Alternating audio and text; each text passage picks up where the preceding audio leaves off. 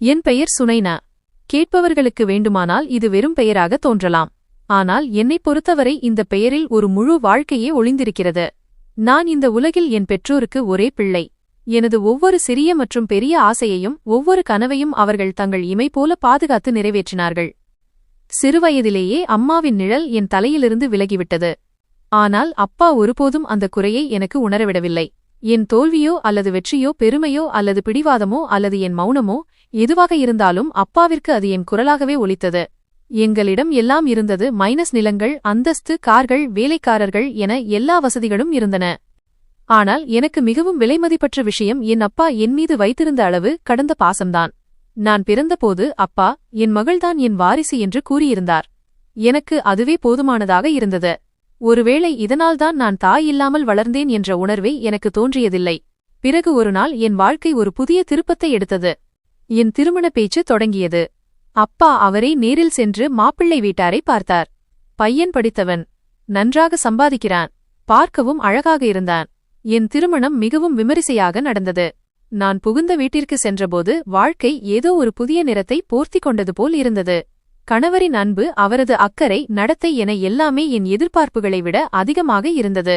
மகளே, நீ வேறு ஒரு வீட்டிற்கு சென்றாலும் இந்த வீடு எப்போதும் உன்னுடையதுதான் என்று அப்பா அடிக்கடி சொல்வார். நான் அவர் பேச்சை கேட்டு சிரித்து விடுவேன்.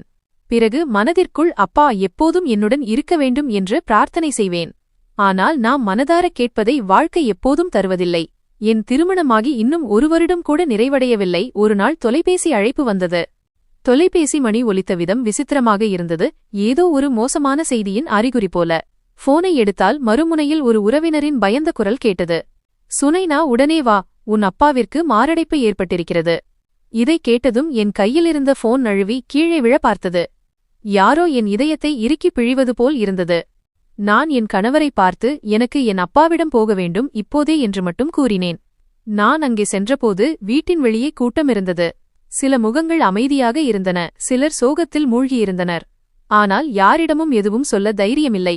பிறகு நான் பார்த்தேன். வெள்ளை துணியில் சுற்றப்பட்ட என் அப்பா என் கண் முன்னே கிடந்தார். என் கால்கள் பூமிக்குள் புதைந்து போவது போல் இருந்தது. நான் கத்த வேண்டும், அழ வேண்டும் என்று நினைத்தேன். ஆனால் குரல் தொண்டையிலேயே சிக்கிக் கொண்டது. கண்களிலிருந்து கண்ணீர் மட்டும் வழிந்து கொண்டிருந்தது. இதயத்தை யாரோ பறித்து கொண்டது போல் இருந்தது. கணவர் என் கையை பிடித்து எனக்கு ஆறுதல் அளித்தார். நான் என்னை மிகவும் தனிமையாக உணர்ந்த அந்த நேரத்தில் அவருடைய இருப்பு எனக்கு ஆதரவாக இருந்தது. சில நாட்கள் கடந்தன. உறவினர்கள் அனைவரும் சென்றுவிட்டனர். என் அப்பாவின் அறை பூட்டப்பட்டது. ஆனால் அவருடைய கடிகாரம், அவருடைய கண்ணாடி, அவருடைய படுக்கையெல்லாம் அங்கேயே இருந்தன. அப்பா மட்டும் அங்கே இல்லை. ஒரு நாள் என் கணவர் சுபாஷ் என்னிடம், சுனைனா, உன் அப்பா உனக்காக நிறைய விட்டுச் சென்றுள்ளார். ஆனால் அவர் கொடுத்ததிலேயே பெரிய விஷயம் அவர் உன் மீது வைத்திருந்த நம்பிக்கை என்றார். நான் எல்லாவற்றையும் கவனித்துக் கொள்ள வேண்டும் என்று அவர் விரும்பினார் என்று சுபாஷ் கூறினார். நான் அமைதியாக தலையசைத்தேன். ஆனால் என் மனம் அப்பா சொல்ல முடியாமல் போன அந்த கடைசி வார்த்தைகளை தேடிக்கொண்டிருந்தது. அவர் என் கைகளில் நிலப்பத்திரங்களை கொடுத்து, இது எல்லாம் உன்னுடையது. நாளை யாரும் உன்மீது அதிகாரம் செலுத்துவதை நான் விரும்பவில்லை என்று கூறிய அந்த தருணம் என் காதுகளில் மீண்டும் ஒலித்தது. அவருடைய அந்த பேச்சு இவ்வளவு சீக்கிரம் உண்மையாகிவிடும் என்று நான் நினைத்துக்கூட பார்க்கவில்லை. அப்பா இறந்த பிறகு வாழ்க்கை இன்னொரு திசையை நோக்கி திரும்பியது. என்னுடன் கணவரின் துணை இருந்தது.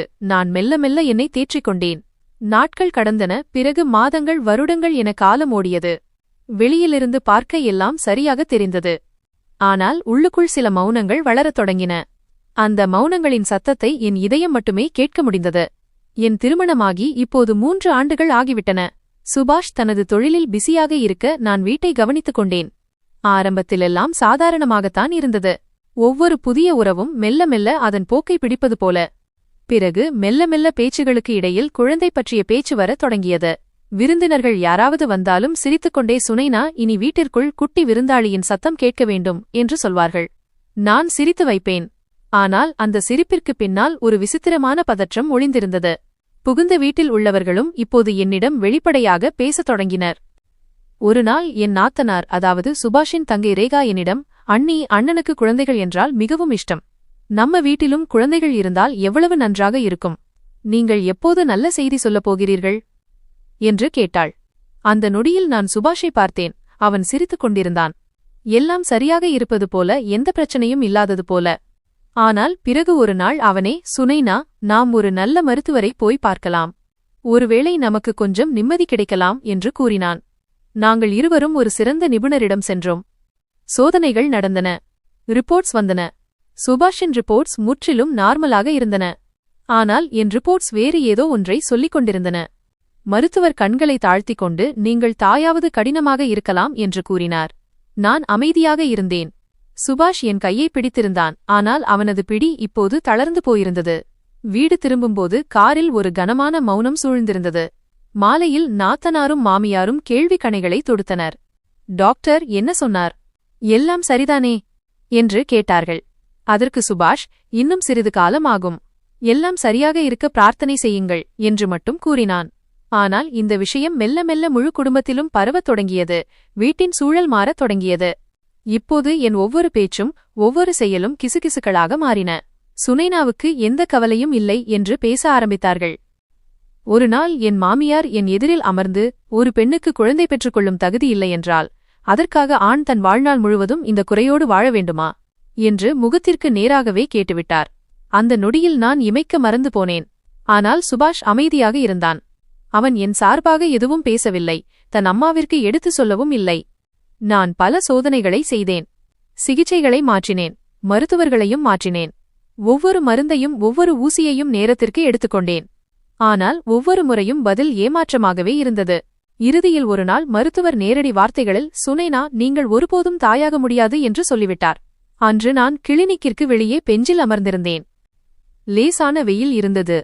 மக்கள் தங்கள் வேலைகளில் மக்னமாக இருந்தனர். ஆனால் எனக்குள் ஒரு வெறுமை மெல்ல மெல்ல என்னை அரித்துக் கொண்டிருந்தது. நான் வீடு திரும்பியதும் மாமியார், டாக்டர் என்ன சொன்னார் என்று கேட்டார். நான் அமைதியாக இருந்தேன். அந்த நேரத்தில் என் மௌனம்தான் மிகப்பெரிய பதிலாக இருந்தது. இரவு சாப்பிட்ட பிறகு நான் சுபாஷிடம் பேசினேன். நாம் ஒரு குழந்தையை தத்தெடுக்கலாமே என்று கேட்டேன். அவன் அறையில் நடந்து கொண்டிருந்தவன் நின்றான். திரும்பி பார்த்து, நான் இவ்வளவு சொத்துக்களுக்கு அதிபதி சுனைனா. எனக்கு என் சொந்த இரத்தத்தில் வாரிசு வேண்டும். இப்படி யாரோ ஒரு குழந்தையை என் வீட்டின் ஒரு பகுதியாக மாற்ற மாட்டேன். அது மட்டுமல்ல, குறை உனக்குள்ளேதான் இருக்கிறது, எனக்குள் இல்லை என்றான். அன்றுதான் முதல் முறையாக என் உடலின் பலவீனம் என் உறவின் மீதும் ஒரு கேள்வியாக மாறியது போல் உணர்ந்தேன். சில நாட்களிலேயே மாமியார் ஒரு பெண்ணை பார்த்திருப்பது தெரிந்தது. அழகானவள், வயது குறைந்தவள் மற்றும் நல்ல ஆரோக்கியமானவள். அவர்களின் பேச்சுகளில் இப்போது எனக்கான எந்த இடமும் மிச்சமிருக்கவில்லை. என் நாத்தனார் ரேகா, சுனைனா அன்னிக்கு எதுவும் புரியவே மாட்டேங்குது என்றாள். அண்ணனுக்கு ஒரு புதிய தொடக்கத்திற்கான முழு உரிமையும் உண்டு என்றார்கள். அவர்களின் பார்வையில் நான் இப்போது மாற்றப்பட வேண்டிய ஒரு ஃபர்னிச்சர் பொருளைப் போல ஆகிவிட்டேன். நான் சுபாஷிடம் நேரடியாக கேட்டேன், நிஜமாகவே நீ என்னை விட்டுவிட்டு இன்னொரு திருமணம் செய்யப் போகிறாயா? அவன் சில நொடிகள் அமைதியாக இருந்தான். பிறகு, நான் உனக்கு விவாகரத்து கொடுப்பேன், ஆனால் உன்னை கைவிட மாட்டேன் என்றான். அவனுடைய அந்த வார்த்தை என் இதயத்தில் ஈட்டி பாய்ந்தது போல் இருந்தது. காயம் கொடுத்துவிட்டு மருந்தும் போடுவது போன்ற ஒரு செயலது. சில உறவுகள் அன்பினால் அல்ல, வெறும் பழக்கத்தினால் மட்டுமே நீடிக்கின்றன. எங்களுக்கு விவாகரத்து ஆகிவிட்டது. காகிதத்தில் இப்போது நாங்கள் கணவன் மனைவி இல்லை. ஆனால் உறவின் வேர்களை காகிதத்தால் வெட்ட முடியாது. அது நெஞ்சில் மிக ஆழமாக பதிந்திருக்கும் ஒன்று. நான் இன்னும் அதே வீட்டில்தான் இருந்தேன். ஒரு காலத்தில் என்னுடையதாக இருந்த அறை இப்போது வீட்டின் ஒரு தனிப்பகுதியாக மாறிவிட்டது. அங்கே யாரும் வருவதில்லை. விளக்குகள் அணைக்கப்பட்டே இருக்கும். அங்கிருந்து மௌனம் மட்டுமே ஒவ்வொரு நாளும் வெளியே பரவும். வீட்டில் எல்லாம் வழக்கம்போல் நடந்து கொண்டிருந்தன. மாமியார், நாத்தனார், வேலைக்காரர்கள், கார்களின் சத்தம், அழைப்பு மணி, விருந்தினர்களின் குரல்கள். ஆனால் அந்த எதிலும் நான் இல்லை. அந்த வீட்டின் ஒரு பகுதியாக இருந்தும் இப்போது வெறும் நிழலாக மாறிவிட்டேன். தினமும் காலையில் எழுவேன், ஏதோ ஒரு பழக்கம் போல. என் அறையை சுத்தம் செய்வேன், துணிகளை துவைப்பேன். சில சமயம் மொட்டை மாடிக்குச் சென்று சிறிது நேரம் அமர்ந்திருப்பேன். நான் யாரிடமும் எதுவும் சொல்வதில்லை. இப்போது யாரும் என்னிடம் எதுவும் கேட்பதும் இல்லை. சுபாஷ் இப்போது என் அறைக்கு வருவதில்லை. என் கண்களை பார்ப்பதோ பேசுவதோ இல்லை. ஆனால் சில சமயங்களில் இரவு வெகுநேரம் கழித்து அவன் ஹால் வழியாகச் செல்லும்போது இன்னும் ஏதோ மிச்சமிருப்பது போல் தோன்றும். அவன் ஏதோ சொல்ல விரும்புவது போல தோன்றும். ஆனால் எங்கள் இருவருக்கும் இடையில் பேசுவதற்கான அந்த இடைவெளி இப்போது இல்லை. அந்த நாளும் சாதாரணமானதாகவே இருந்தது. நான் மொட்டை மாடியில் அமர்ந்திருந்தேன். கூந்தல் விரிந்திருந்தது. எதிரே டீ இருந்தது. தூரத்திலிருந்த கோவிலிலிருந்து மணி ஓசை கேட்டுக்கொண்டிருந்தது. அந்த நேரத்தில் ஒரு வேலைக்காரர் வந்து, மேடம், ஐயா உங்களை கீழே கூப்பிடுகிறார் என்றார். நான் அதிர்ச்சியடையவில்லை. அமைதியாக எழுந்து கீழே சென்றேன். சுபாஷ் ஹாலில் நின்று கொண்டிருந்தான். கண்கள் தாழ்ந்திருந்தன. கைகளில் காகிதம் எதுவும் இல்லை. ஒருவிதமான பதற்றம் மட்டும் இருந்தது. நான் அருகில் சென்றதும் அவன், சுனைனா, விஷயம் நேரடியானது. இப்போது என் மனைவி கர்ப்பமாக இருக்கிறாள் என்றான். இந்த வார்த்தைகளை கேட்டதும் நான் ஒரு கணம் என் கண்களை உயர்த்தி அவனை பார்த்தேன். அங்கே ஏதாவது மன்னிப்பு ஒளிந்திருக்கிறதா என்று தேடினேன். அவன் தொடர்ந்து, இந்த வீட்டில் எந்த மன அழுத்தமோ அல்லது குழப்பமான சூழலோ உருவாவதை நான் விரும்பவில்லை. நீ இனி இங்கே இருக்கக்கூடாது என்று நினைக்கிறேன் என்றான். வார்த்தைகள் அமைதியாக இருந்தாலும் அதன் தாக்கம் மிக ஆழமாக இருந்தது. அவன் பேசி முடித்ததும் நான் எதுவும் சொல்லவில்லை, கத்தவில்லை, விளக்கம் கொடுக்கவில்லை. ஒவ்வொரு வார்த்தையும் சத்தமில்லாமல் எனக்குள் இறங்குவதை உணர்ந்தபடி அப்படியே நின்றேன். பிறகு மேலே என் அறைக்குச் சென்றேன். பையை எடுத்தேன். அதில் துணிகள் மற்றும் சில அவசியமான பொருட்கள், அப்பாவின் புகைப்படம், அப்பா எப்போதோ கொடுத்த ஒரு சிவப்பு நிற டைரி, இவை அனைத்தையும் வைத்தேன். ஒவ்வொரு பொருளையும் பார்க்கும்போது ஏதோ சிறிய சோதனை முடிந்து வெளியேறுவது போல் இருந்தது. பிறகு அறையின் நடுவே நின்று கடைசியாக ஒருமுறை அறையைச் சுற்றிலும் பார்த்தேன். இங்கேதான் நான் என் புதிய வாழ்க்கையை தொடங்கினேன். இங்கேதான் முதல் முறையாக சுபாஷ் என் விருப்பத்தை கேட்டான். இங்கே அமர்ந்துதான் நான் அப்பாவை நினைத்துக் கொள்வேன். இந்த உலகம் என்னை மலடி என்று அழைத்த போதெல்லாம் ஒவ்வொரு இரவும் நான் அழுதது இங்கேதான். இப்போது இதுவே என் கடைசி விடைபெறுதல் ஆகிவிட்டது. படியில் இறங்கும்போது ஒவ்வொரு அடியும் கனமாக இருந்தது. வீட்டின் எந்த மூலையிலிருந்தும் நில் என்ற குரல் வரவில்லை. கண்ணீரோ கேள்வியோ எதுவும் இல்லை. எல்லோருக்கும் இதுதான் நடக்கப் போகிறது என்று முன்பே தெரிந்திருந்தது போலிருந்தது. வெளியே வண்டி இல்லை. நானே ஒரு ஆட்டோ ரிக்ஷாவை அழைத்தேன். சோர்வான முகத்துடன் என் அப்பாவின் வீட்டை நோக்கி பயணப்பட்டேன். அங்கே இப்போது எனக்காக யாரும் காத்துக் கொண்டிருக்கவில்லை. வெறும் நினைவுகளும் நிறைய அமைதியும் மட்டுமே இருந்தன. நீ இனி இங்கே இருக்க முடியாது மைனஸ். இவைதான் அவன் என்னிடம் கூறிய சில வார்த்தைகள். மிகவும் குளிர்ச்சியாக, நேரடியாக, எந்த தயக்கமும் இன்றி ஏதோ ஒரு அந்நியருக்கு வழி சொல்வது போல இருந்தது. நான் அங்கேயே உறைந்து போய் நின்றேன். ஒரு கணம் எனக்கு எதுவுமே கேட்காதது போல் இருந்தது. ஆனால் நான் எல்லாவற்றையும் கேட்டேன். மிக தெளிவாக, ஒருவேளை உணர்ந்தும் கூட இருப்பேன். அந்த கணமே முடிவு செய்துவிட்டேன், இந்த உறவின் கடைசி நூலும் அருந்துவிட்டது என்று. நான் அவன் கண்களை பார்த்தபோது அங்கே வருத்தமோ குற்ற உணர்ச்சியோ இல்லை. ஒரு விசித்திரமான நிம்மதி இருந்தது. தான் செய்ய வேண்டியதை செய்துவிட்டோம், சொல்லிவிட்டோம் என்ற பாரம் குறைந்த உணர்வு அவனிடம் இருந்தது. நான் ஏதோ சொல்ல நினைத்தேன், ஆனால் வார்த்தைகள் தொண்டையிலேயே சிக்கிக் கொண்டன. அவள் கர்ப்பமாக இருக்கிறாள் என்று அவன் சொன்னான். நான் சும்மா தலையசைத்தேன். நான் என்ன சொல்ல முடியும்? என்ன கேட்க முடியும்? அவனிடம் என்ன புகார் செய்ய முடியும்? ஒருவேளை நான் எல்லாவற்றையும் புரிந்து கொள்வதிலும் கேள்வி கேட்பதிலும் சோர்ந்து போயிருந்தேன். அல்லது என்னிடம் உடைவதற்கு இனி எதுவுமே மிச்சமில்லை என்பதால் இருக்கலாம். அதனால்தான் நான் எதுவும் சொல்லாமல் என் அலமாரியை திறந்து என் எஞ்சிய அடையாளமான பொருட்களை ஒரு பையில் எடுத்து வைத்துக் கொண்டேன். வீட்டை விட்டு வெளியேறும்போது யாரும் என்னை தடுக்கவில்லை. மாமியாரோ நாத்தனாரோ அவனோ கூட வரவில்லை. அந்த வீட்டிலிருந்து என் விடைபெறுதல் முன்பே நடந்து முடிந்துவிட்டது போல் உணர்ந்தேன். வெறும் கதவை மூடுவது மட்டுமே பாக்கியிருந்தது. நான் அங்கிருந்து என் அப்பாவின் வீட்டிற்குச் சென்றேன். ஆனால் பிறந்த வீட்டிற்குச் செல்வது இப்போது எனக்கு எந்த ஆறுதலும் தரவில்லை. அப்பா தன் வாழ்வின் ஒரு பகுதி என்று சொன்ன அந்த இடத்திற்கு நான் சென்றேன். கிராமத்தில் இருந்த அந்த பழைய வீடு, ஒவ்வொரு செங்கலிலும் அவர் உழைப்பும் ஒவ்வொரு சுவற்றிலும் என் வளர்ப்பின் தடமும் பதிந்திருந்த இடம் அது. முதல் இரவு மிகவும் அமைதியாக இருந்தது. அறையில் மின்விசிறியின் சத்தமும் எனக்குள் இருந்த குழப்பங்களின் லேசான சலசலப்பும் மட்டுமே இருந்தது. அன்று இரவே நான் அப்பாவின் பழைய கோப்புகளை திறந்தேன். அவருடைய நிலங்களின் பத்திரங்களை பார்த்தேன். இனி இதுதான் என் உலகம் என்று முடிவு செய்தேன். இதுவே என் வீடு, இதுவே என் பொறுப்பு, ஒருவேளை இதுவே என் உண்மையான அடையாளம். மறுநாள் காலை சூரியனின் முதல் கதிரோடு எழுந்தேன். நான் அப்பாவின் வயல்களுக்குச் சென்றேன். தொழிலாளர்கள் என்னை அடையாளம் கண்டுகொண்டார்கள். ஒருவர், மகள் வந்திருக்கிறாள் என்றார். மற்றொருவர், இனி வேலைகள் எல்லாம் சரியாகிவிடும் என்றார். இதை கேட்டதும் எனக்கு விசித்திரமான ஒரு நிம்மதி கிடைத்தது. முதல் முறையாக எந்த உறவும் இன்றி, எந்த குறையும் இன்றி யாரோ என்னை என் பெயரால் அங்கீகரிப்பது போல் இருந்தது. மெல்ல மெல்ல நான் எல்லாவற்றையும் கவனித்துக் கொண்டேன். விவசாயம், தண்ணீர் வசதி, கணக்கு வழக்குகள், வங்கி வேலைகள் என எல்லாவற்றையும் நானே பார்த்தேன். நாள் முழுவதும் வேலையில் மூழ்கியிருப்பேன். இரவில் அமைதியாக படுத்துவிடுவேன். நான் எதையும் யோசிப்பதில்லை.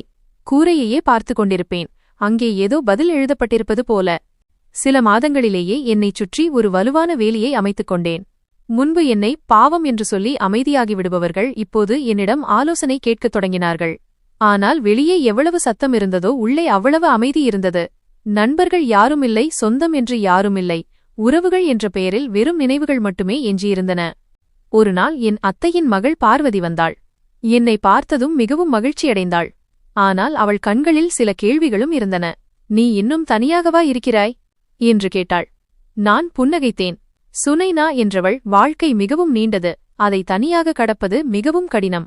நீ விரும்பினால் நான் ஒரு நல்ல பையனை பார்க்கிறேன்.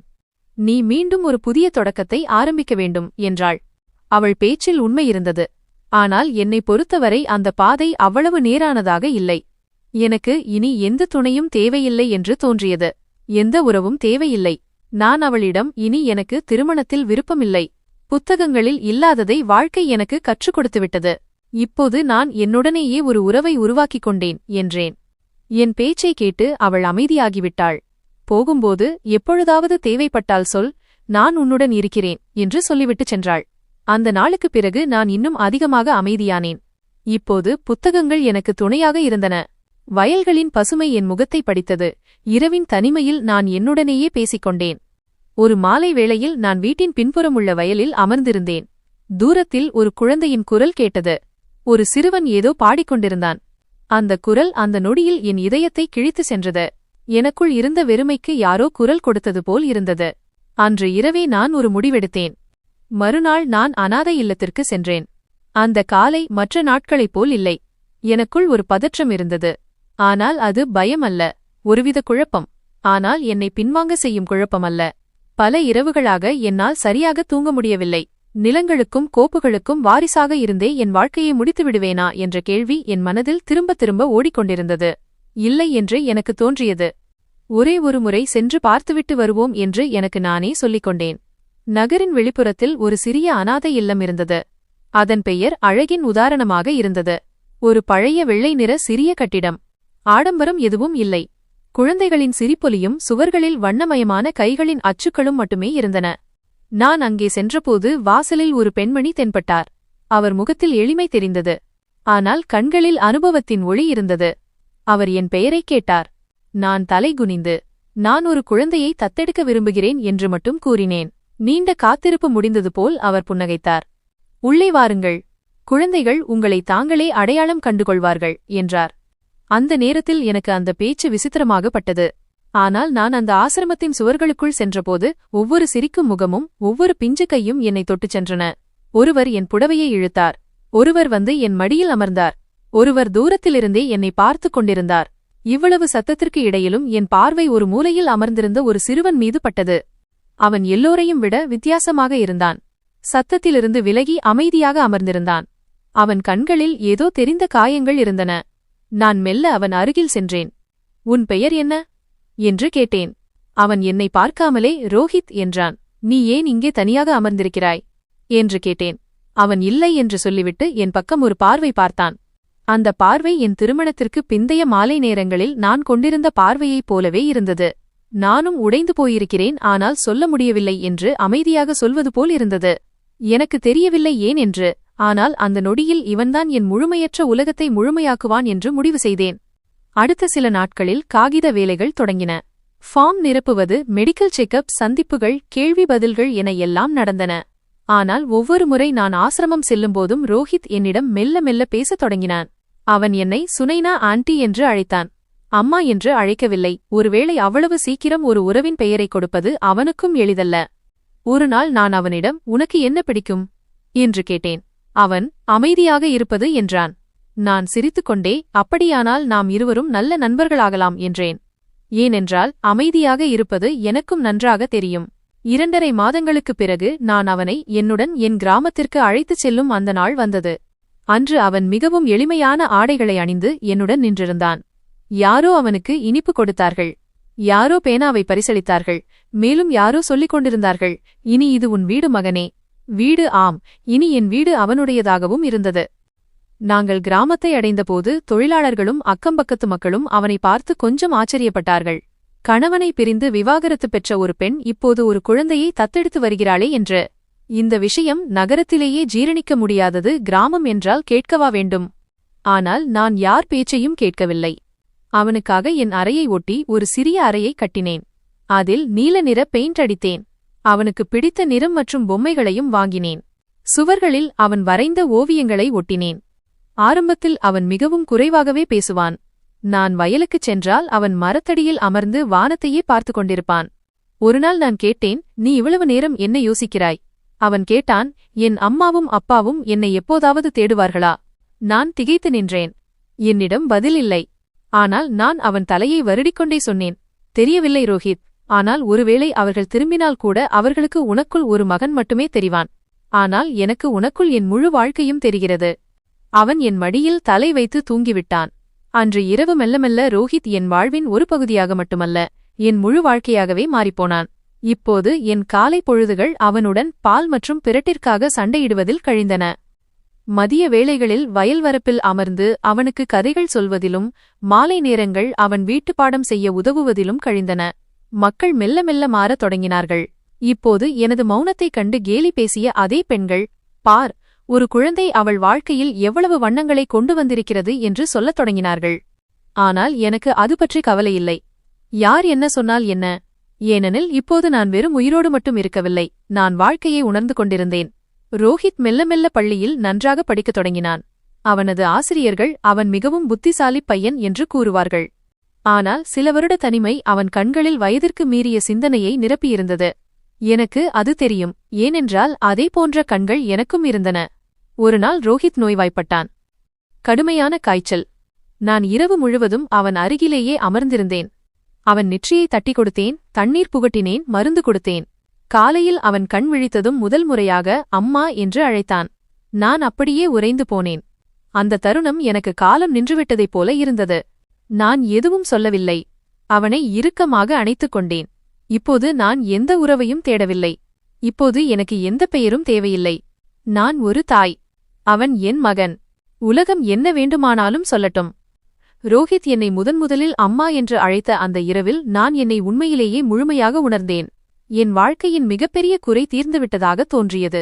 வயல், நிலம், முறைத்துக் கொள்ளும் உறவினர்கள், விவாகரத்து வடு அனைத்தும் பின்னே தங்கிவிட்டன. இப்போது நான் மற்றும் என் குழந்தை மட்டுமே இருந்தோம். ஆனால் வாழ்க்கை ஒருபோதும் நேரான கதையை எழுதுவதில்லை. அது எப்போதும் எங்கிருந்தாவது ஒரு புதிய மடிப்பை போட்டுவிடுகிறது.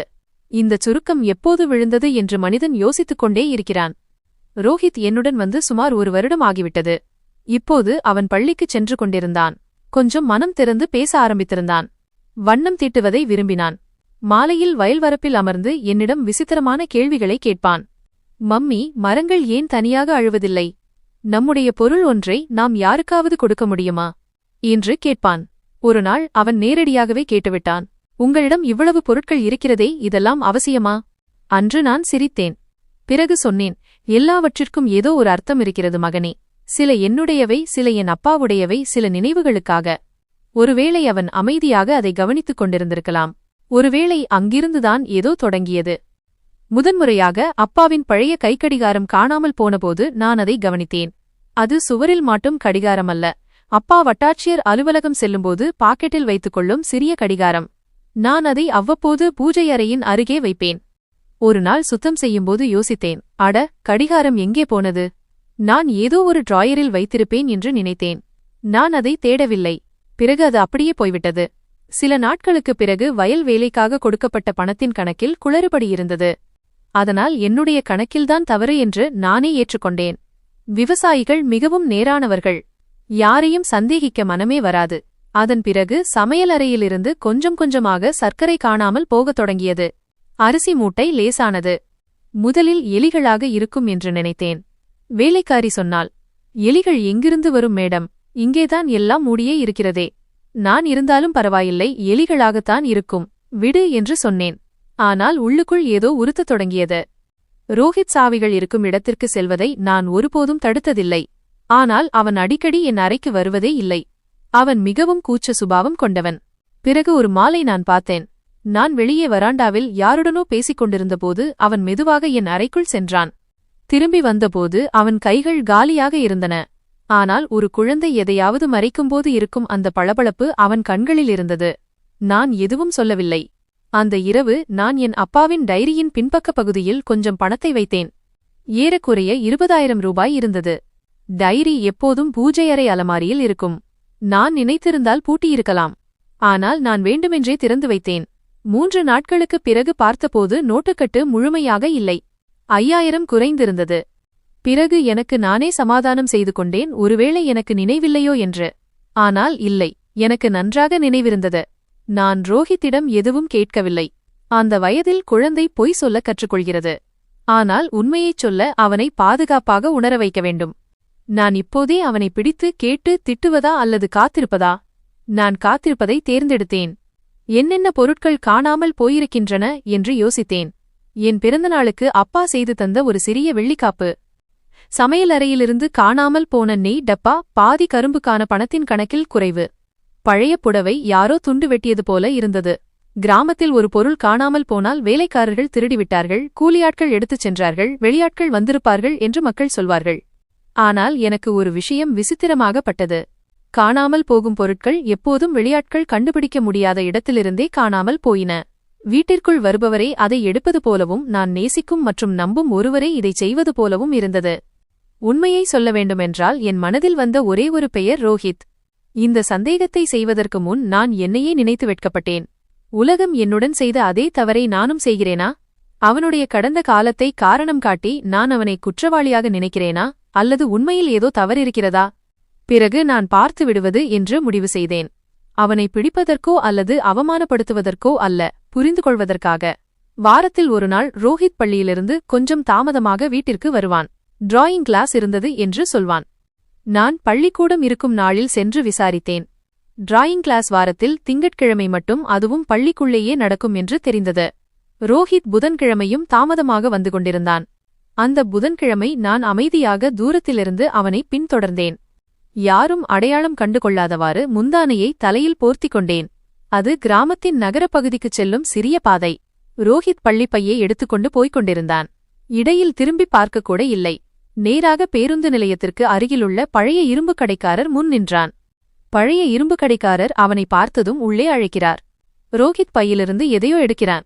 மடித்த செய்தித்தாள்களில் சுற்றப்பட்ட சில பொருட்கள். நான் தூரத்தில் நின்றிருந்தேன். தெளிவாக தெரியவில்லை, ஆனால் ஊகிக்க முடிந்தது. வெள்ளி, பித்தளை என என் வீட்டிலிருந்து காணாமல் போன பழைய பொருட்கள். சில நிமிடங்களுக்குப் பிறகு கடைக்காரர் அவனுக்கு கொஞ்சம் பணம் கொடுக்கிறார். ரோஹித் பணத்தை வாங்கவில்லை. அதற்கு பதிலாக அவன் ஒரு சிறிய பார்சலை நோக்கி சுட்டிக்காட்டுகிறான். கடைக்காரர் தலையசைக்கிறார். பதிவேட்டில் எதையோ எழுதுகிறார். வெளியே உட்கார்ந்திருந்த தபால்கார பையன் அதை தன் பையில் போட்டுக்கொள்கிறான். நகரம் செல்லும் பேருந்து நின்றிருந்தது. ரோஹித் திரும்பினான். நான் பின்வாங்கினேன். அந்த நொடி என் காலடியில் பூமி நழுவியது. என் நெஞ்சோடு சாய்ந்து தூங்கும் என்னை அம்மா என்று அழைக்கும் இந்த குழந்தை என் வீட்டுப் பொருட்களை விற்று பார்சல் அனுப்புகிறானா? ஆனால் யாருக்கு, ஏன்? நான் நினைத்திருந்தால் அந்த நொடியே அவனை பிடித்திருக்கலாம், திட்டியிருக்கலாம், அழுதிருக்கலாம். ஆனால் நான் அப்படி செய்யவில்லை. ஏனென்றால் எனக்குள் இன்னும் கோபத்தை விட அன்பு பெரிதாக இருந்தது.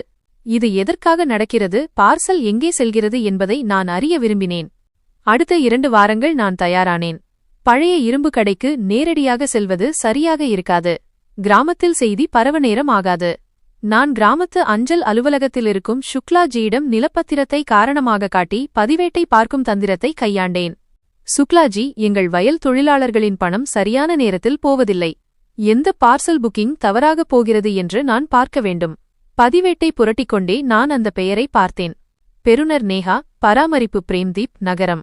அனுப்புனர் வெவ்வேறு போலி பெயர்கள், சில சமயம் மோகன், சில சமயம் பள்ளி மாணவன், சில சமயம் வெறும் காலியாக.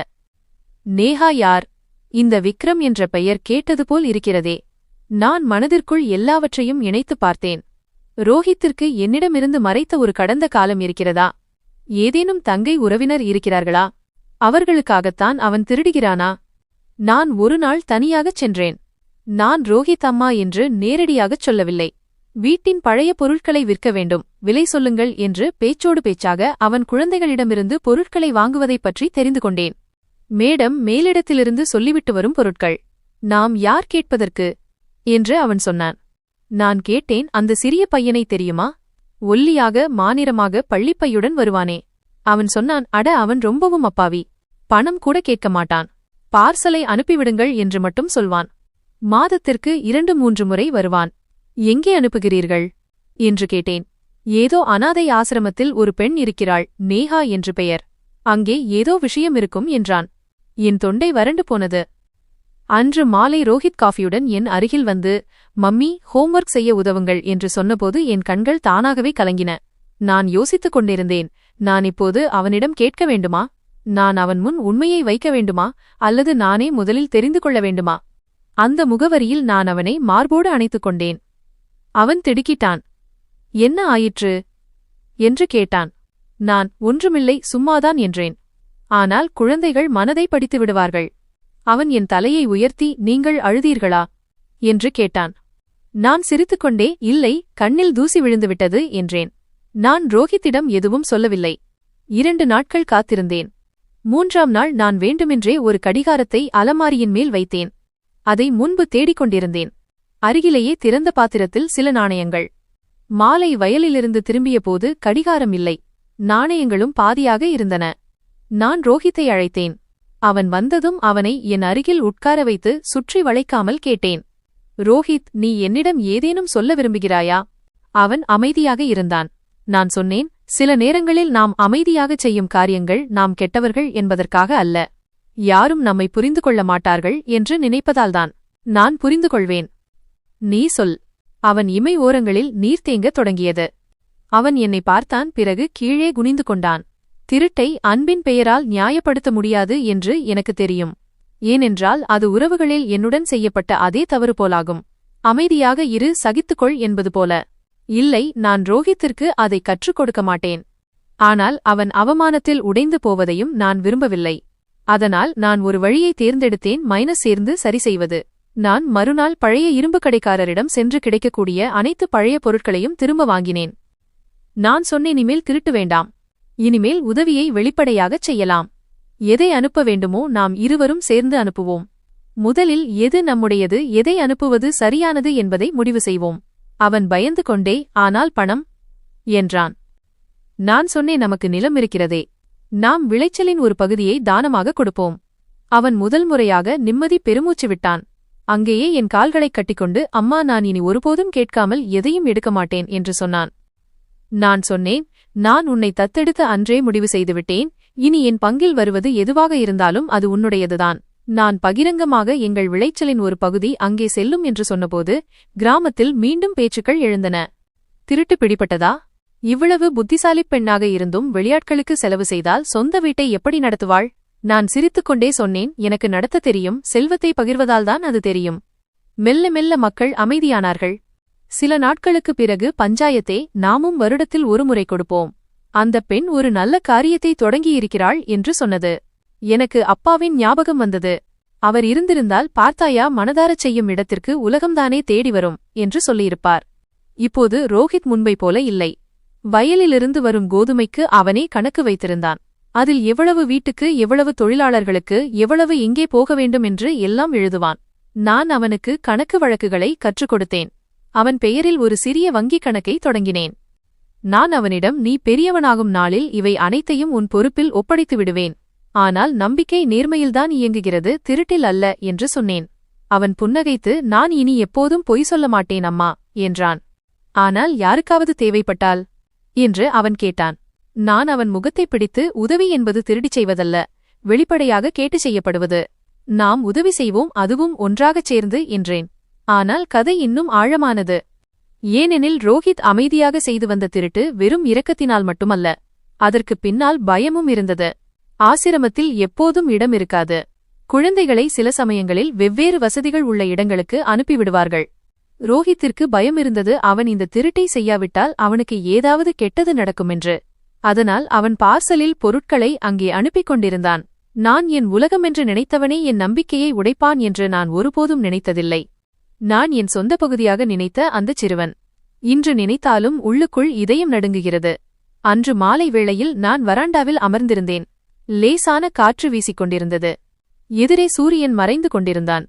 என் கையில் தேநீர் கோப்பை இருந்தது. மனம் பழைய கடிதத்தைப் போல திறந்திருந்தது. அப்போது வீட்டின் பின்புறம் உள்ள ஸ்டோர் ரூமிலிருந்து ஒரு சிறிய சத்தம் கேட்டது. முதலில் பூனையோ அல்லது காற்றினால் ஏதோ விழுந்திருக்கும் என்றோ நினைத்தேன். ஆனால் இது 3வது 4வது முறையாக நான் இந்த சத்தத்தை கேட்டேன். நான் மெதுவாக எழுந்தேன். கதவை திறந்து கீழே இறங்கினேன். செருப்பு சத்தத்தை கூட மெதுவாக வைத்துக்கொண்டேன். ஒரு திருடன் மெதுவாக நடப்பதைப் போல. ஸ்டோர் ரூம் கதவு கொஞ்சம் திறந்திருந்தது. உள்ளே இருட்டாக இருந்தது. ஆனால் என் கண்கள் மெல்ல மெல்ல இருளுக்குப் பழகத் தொடங்கின. அங்கே நான் அவனை பார்த்தேன். நான் தத்தெடுத்த என் சொந்த மகன். யாருடைய நெற்றியில் முத்தமிட்டு நான் முதல் முறையாக தாய் என்ற உணர்வை வாழ்ந்தேனோ அந்தச் சிறிய பையன். அவன் ஒரு கோணிப்பையில் என் வீட்டுப் பொருட்களை நிரப்பிக் கொண்டிருந்தான். என் வாயிலிருந்து ஒரு வார்த்தை கூட வரவில்லை. நான் அவனை பார்த்து கொண்டே இருந்தேன். ஆச்சரியம், துக்கம் மற்றும் நம்ப முடியாத பார்வை. என் அப்பாவின் கடைசி நினைவாக இருந்த அந்த கடிகாரம், ஒவ்வொரு காலையும் அவர் பார்க்கும் அந்த கடிகாரம் அவன் கையில் இருந்தது. என் முழங்கால்களில் சக்தியே இல்லாதது போல் இருந்தது. நான் அங்கிருந்த சுவரில் சாய்ந்துவிட்டேன். அவன் என்னை பார்த்துவிட்டான். முதலில் பயந்து போனான். பிறகு எதையோ யோசித்தவாறு, அம்மா, நான் சும்மா சுத்தம் செய்து கொண்டிருந்தேன் என்றான். நான் எதுவும் பேசவில்லை. அவன் அருகில் வந்து கடிகாரத்தை என்னை நோக்கி நீட்டினான். நான் அந்த கடிகாரத்தை வாங்கவில்லை. அவனை பார்த்து கொண்டே மெதுவாக சொன்னேன், இனி பொய் சொல்லாதே. அவன் தலையை குனிந்து கொண்டு மெதுவாக அங்கிருந்து வெளியேறினான். நான் ஸ்டோர் ரூம் கதவை மூடிவிட்டு மேலே வந்தேன். ஆனால் அன்று இரவு என்னால் தூங்க முடியவில்லை. அடுத்த 2-3 நாட்களில் நான் கவனிக்கத் தொடங்கினேன். புத்தக அலமாரியிலிருந்து சில பழைய புத்தகங்கள் காணாமல் போயிருந்தன. பூஜை அறையிலிருந்து சிறிய வெள்ளிமணி காணவில்லை. சமையலறையில் வெள்ளிக்கிண்ணங்கள் கிடைக்கவில்லை. எல்லாவற்றிற்கும் மேலாக ஆச்சரியமான விஷயம், என் அறையிலிருந்து பழைய ஆவணங்கள் இருந்த ஒரு உரையும் காணாமல் போயிருந்தது. நான் எந்த கேள்வியும் கேட்கவில்லை. பார்த்து கொண்டே இருந்தேன். பிறகு ஒரு நாள் நானே முடிவு செய்தேன். எனக்கு இப்போது உண்மையை அறிந்தாக வேண்டும். நான் அவன் பின்னே சென்றேன். அவன் அன்று பள்ளிக்குச் செல்லவில்லை. நேராக நகரின் அந்த மூலைக்குச் சென்றான், எங்கே அந்த அனாதை ஆசிரமம் இருந்ததோ. ஆனால் நான் அவனை அழைத்து வந்த அந்த முக்கிய ஆசிரமத்திற்குச் செல்லவில்லை. அவன் வேறொரு தெருவில் திரும்பி உடைந்த ஒரு வீட்டிற்குள் நுழைந்தான். நான் சிறிது நேரம் காத்திருந்தேன். பிறகு சிறிது நேரம் கழித்து உள்ளே சென்றேன். அங்கே நான் கண்ட காட்சி என் ஆன்மாவை தீயாக கிழித்தது. அந்தச் சிறுவனும் அவனைப் போன்ற இன்னும் 4-5 குழந்தைகளும் ஒரு பெரிய மனிதனின் முன் நின்று கொண்டு ஒரு பையில் சில பொருட்களை கொடுத்துக் கொண்டிருந்தார்கள். வெள்ளிக் கிண்ணங்கள், சில பழைய விலையுயர்ந்த பொருட்கள், ஆவணங்கள். அந்த மனிதன் சிரித்துக் கொண்டிருந்தான். ஏதோ மிகச்சிறந்த வியாபாரம் செய்தது போல. என்னை பார்த்ததும் அவர்கள் அனைவரும் பயந்து போனார்கள். பையன் ஓட முயன்றான். ஆனால் நான் அவனை இறுக்கமாக பிடித்துக் கொண்டேன். போதும், இனி இது முடியாது. நான் உடனே போலீசுக்கு போன் செய்தேன். என் விரல்கள் நடுங்கிக் கொண்டிருந்தன. ஆனால் என் மனம் கல்லை போல ஆகியிருந்தது. அந்த நேரத்தில் என்னுள் தாய்மையோ பாசமோ இல்லை. மீண்டும் ஏமாற்றப்பட்ட ஒரு பெண்ணின் உடைந்த நம்பிக்கைகள் மட்டுமே இருந்தன. போலீஸ் வந்தது. அவர்கள் அனைவரும் பிடிக்கப்பட்டார்கள். விசாரணையில் வெளிவந்த உண்மைகள் என் காலடியிலிருந்து பூமியை நழுவச் செய்வதாக இருந்தன. அந்த மனிதன் அனாதை குழந்தைகளுக்கு பயிற்சியளிக்கும் ஒரு கும்பலின் ஒருவன். ஏதாவது ஒரு பெண் அல்லது குடும்பம் அந்த குழந்தைகளை தத்தெடுக்கும்போது அந்த குழந்தைகள் அவர்கள் வீட்டிலிருந்து மெல்ல மெல்ல விலையுயர்ந்த பொருட்களை திருடி இந்த மனிதனிடம் சேர்ப்பார்கள். யாரும் அவர்களை சந்தேகிக்க மாட்டார்கள். ஏனென்றால் அவர்கள் பார்ப்பதற்கு அப்பாவியாக இருப்பார்கள். அந்த அப்பாவித்தனத்தை இவர்கள் பயன்படுத்திக் கொள்கிறார்கள். எனக்கு ஒவ்வொரு நொடியும் நினைவுக்கு வந்தது. நான் அவனை எப்படி முதன்முதலில் என் கைகளால் குளிப்பாட்டினேன், எப்படி தூங்க வைத்தேன், காய்ச்சலின் போது எப்படி இரவு முழுவதும் விழித்திருந்தேன் என்று. அவன் என் வீட்டிலிருந்து என் நம்பிக்கையை திருடிக் கொண்டிருந்தான். என் தாய்மையை கொள்ளையடித்துக் கொண்டிருந்தான். காவல் நிலையத்தில் அந்தச் சிறுவன் தலை குனிந்து நின்றான். கண்களில் கண்ணீர் இருந்தது. என்னை மன்னித்து விடுங்கள் அம்மா என்று அவன் சொன்னான். ஆனால் இப்போது நான் அம்மா இல்லை. நான் இப்போது வெறும் ஒரு பெண். 3வது முறையாக உடைந்து போனவள். முதல் முறை அம்மா இறந்தபோது, 2வது முறை கணவன் கைவிட்டபோது, இப்போது 3வது முறை அந்த குழந்தை என் தாய்மையை கேலிக்கூத்தாக்கிய போது. போலீஸ் என்னிடம் கேட்டார்கள், நீங்கள் வழக்கு தொடர்கிறீர்களா? நான் ஒரு நீண்ட பெருமூச்சு விட்டு ஆம் என்று மட்டும் சொன்னேன். ஏனென்றால் நான் இன்று அமைதியாக இருந்தால் நாளை இன்னொரு சுனைனா மீண்டும் உடைவாள். நான் வீட்டிற்கு திரும்பியபோது மயான அமைதி எனக்காக காத்திருந்தது போலிருந்தது. ஒவ்வொரு மூலையும் ஒவ்வொரு அறையும் என்னை உற்று பார்ப்பது போலிருந்தது. என் தாய்மை, என் தனிமை, என் உழைப்பு எல்லாம் மீண்டும் ஒரு முறை என் கையை விட்டு மணலைப் போல நழுவிப்போனது. குழந்தைக்காக திறந்த அந்தக் கதவை நான் நிரந்தரமாக மூடிவிட்டேன். அலமாரியின் மேல் ஒரு குறிப்பை வைத்தேன். இனி எந்த உறவும் வேண்டாம், ஏனெனில் என் பங்கில் வருத்தம் மட்டுமே உள்ளது. பின்னர் நான் மீண்டும் என்னை சமாளிக்கத் தொடங்கினேன். வயல் வேலை, கணக்கு வழக்கு, நீதிமன்ற வழக்கு என எல்லாவற்றையும் நானே பார்க்கத் தொடங்கினேன். இப்போது நான் வெறும் தாய் மட்டுமல்ல, யாரையும் நம்பாத ஒரு வலிமையான பெண். போலீசுக்கு போன் செய்யும்போது என் விரல்கள் நடுங்கின. தலைக்கு மேல் பெரிய புயல் வந்தது போல இதயம் வேகமாக துடித்தது. நான் என் இதயத்தால் ஏற்றுக்கொண்ட யாருடைய ஒவ்வொரு தேவையையும் கவனித்துக் கொண்டவனா இப்படிச் செய்தான் என்று நினைத்துக்கூட பார்க்க முடியவில்லை. என் வீட்டிலிருந்து பொருட்களை திருடி வேறு எங்கோ அனுப்பிக் கொண்டிருந்தான். ஆனால் போலீஸ் வந்து என் வீட்டின் பழைய பொருட்கள் இருந்த அந்த சட்டவிரோத செயலை தடுத்தபோது ஒவ்வொரு பொருளையும் பார்த்து என் கண்கள் கலங்கின. போலீஸ்காரங்க உடனே அந்த பையனை அவங்க கூட கூட்டிட்டு போனாங்க. அவன் ரொம்ப பயந்து போயிருந்தான். ஆனா அவனை விட நான் தான் ரொம்ப அதிர்ச்சியாயிருந்தேன். விசாரணையில வந்த உண்மை என்ன உள்ளுக்குள்ளேயே உடைச்சிருச்சு. அந்த திருடின பொருளெல்லாம் ஒரு அனாதை இல்லத்துக்கு அனுப்பப்பட்டு இருந்துச்சு. நான் எந்த இல்லத்திலிருந்து அவனை தத்தெடுத்தேனோ அதே இடத்துக்குத்தான். போலீஸ் அதிகாரி சொன்னாரு, மேடம், இது ஒரு கேங்னு எங்களுக்கு சந்தேகம் இருக்கு. இவங்க குழந்தைகளுக்கு திருட பயிற்சி கொடுத்து தத்தெடுக்க வைப்பாங்க. அப்புறம் அவங்கள பணக்கார வீட்டுக்கு அனுப்பி மெதுவா வீட்ல இருக்கிற பொருட்களை திருட சொல்லி திரும்ப அவங்களுக்கே அனுப்ப வைப்பாங்க. என் காலுக்கடியில பூமி நழுவின மாதிரி இருந்துச்சு. இல்ல, என் பையன் அப்படி பண்ண மாட்டான் நான் சொன்னேன். ஆனா என் குரல் எனக்கே கேட்காத அளவுக்கு பலவீனமா இருந்துச்சு. கொஞ்ச நேரத்துல அந்த பையனை என் முன்னாடி கொண்டு வந்தாங்க. போலீஸ்காரங்களுக்கு நடுவுல அவன் பயந்து போய் நின்னான். ஆனா அவன் கண்ணுல பயத்தோட வருத்தமும் இருந்துச்சு. அவன் ஏதோ நிறைய சொல்ல விரும்புற மாதிரி தெரிஞ்சது. நான் ஏதோ சொல்ல வந்தேன். ஆனா அவன் மெதுவா என்ன மன்னிச்சிடுங்க அம்மான்னு சொன்னான். நான் அப்படியே உறைஞ்சு போயிட்டேன். நான் கட்டாயத்துல இருந்தேன். என்ன அங்கிருந்து கூட்டிட்டு வந்தப்போ நான் அங்க போய் எதுவும் பண்ணலைனா என் தங்கச்சியையும் அங்கே கூட்டிட்டு வந்து இதே மாதிரி தப்பான வேலைகள்ல தள்ளிடுவோன்னு சொன்னாங்க. எனக்கு பயமா இருந்துச்சு, ரொம்ப பயம். நான் பலமுறை உங்ககிட்ட உண்மைய சொல்ல நினைச்சேன். ஆனா எப்பெல்லாம் தைரியம் வருதோ அப்பெல்லாம் உங்க மிரட்டல் ஞாபகம் வந்துச்சு. போலீஸ்காரங்க அந்த குழந்தையோட பேச்ச சீரியஸா எடுத்துக்கிட்டு அவங்கிட்ட நீண்ட விசாரணை நடத்துனாங்க. அவன் சொன்ன முகவரியில ரெய்ட் நடத்துனாங்க. அடுத்த 2 நாள்ல வெளிய வந்த உண்மைகள் நெஞ்ச பதற வைக்கிற மாதிரி இருந்துச்சு. அந்த ஆசிரமம் பாதுகாப்பு மையம்ங்கிற பேர்ல குழந்தைகளுக்கு சட்டவிரோத வேலைகளுக்கு பயிற்சி கொடுத்துட்டு இருந்துச்சு. சின்ன குழந்தைகளை பணக்கார குடும்பங்களுக்கு அனுப்பி வைப்பாங்க. சில நேரம் வேலைக்காரங்களா, சில நேரம் தத்தெடுக்கப்பட்ட பிள்ளைங்களா அனுப்பி வைப்பாங்க. என்னென்ன திருடணும், எப்ப செய்யணும், தகவலை எப்படி வெளியே அனுப்பணும்னு அவங்களுக்கு கத்துக் கொடுத்தாங்க. ஆனா அந்த குழந்தையோட சாட்சியம் அந்த வழக்கையே உடைச்சு எரிஞ்சிருச்சு. கோர்ட்ல அவன் ரொம்ப தைரியமா சொன்னான், நான் செஞ்சது தப்புதான். ஆனா நான் அப்படி பண்ணலைன்னா என் தங்கச்சியையும் இதே நரகத்துல தள்ளியிருப்பாங்க. நான் மன்னிப்பு கேக்குறேன். ஆனா இப்போ நான் எல்லாத்தையும் சொல்லிட விரும்புறேன். அங்க குழந்தைகளுக்கு எப்படி பயிற்சி கொடுத்தாங்க, எப்படி அவங்கள கட்டாயப்படுத்தினாங்க, என்னென்ன கத்துக் கொடுத்தாங்க நீ எல்லாத்தையும் சொன்னான். கோர்ட் முழுக்க அந்த நேரத்துல அமைதியா இருந்துச்சு. நீதிபதி கூட சொன்னாரு, இந்த வயசுல இவ்வளவு புரிதலோட சாட்சியம் சொல்றது ரொம்ப கஷ்டம். ஆனா சட்டம் தானே. அவன் செஞ்சது குற்றம்ங்கிறதால போலீஸ் அவனை காவல்ல எடுத்தாங்க. போலீஸ் அவனை கூட்டிட்டு போகும்போது அவன் திரும்பி என்னையே பாத்துட்டு இருந்தான். அவன் கண்ணுல ஒரே ஒரு கேள்விதான் இருந்துச்சு, இப்பவும் நீங்க என்னை ஏத்துக்குவீங்களா? என்கிட்ட அதுக்கு பதில் இல்ல. சாயங்காலம் போலீஸ் ஸ்டேஷன்ல என்ன கூப்பிட்டாங்க. மேடம், இன்ஸ்பெக்டர் சொன்னாரு, நீங்க அவனுக்கு ஜாமீன் எடுத்துட்டீங்க. ஆனா உங்களுக்கு ஒரு எச்சரிக்கை கொடுக்க விரும்புறோம். இந்த பையன் அந்த கேங் கூட நேரடி தொடர்பில் இருந்தவன். அவனுக்கு பயிற்சி கிடைச்சிருக்கு. அவனை திரும்ப வீட்டுக்கு கூட்டிட்டு போறது ஆபத்து இல்லாம இருக்காது. நீங்க உண்மையாவே இதுக்கு சம்மதிக்கிறீங்களா? நான் கொஞ்சம் தயங்கிட்டே ஆமாம்னு சொன்னேன். போலீஸ்காரங்க கொஞ்சம் ஆச்சரியப்பட்டாங்க. அப்புறம் அவங்க சொன்னாங்க, சரி, ஆனா நாங்க அடிக்கடி வந்து பாப்போம். இந்த பையன் திரும்பவும் எந்த கேங் கூடவும் சேராம பாத்துக்க வேண்டியது உங்க பொறுப்பு. அந்த பையன் வெளியே வந்தப்போ அவன் நிலைமை ரொம்ப மோசமா இருந்துச்சு. அவனோட துணிகளை போலீஸ் திருப்பி கொடுத்திருந்தாங்க.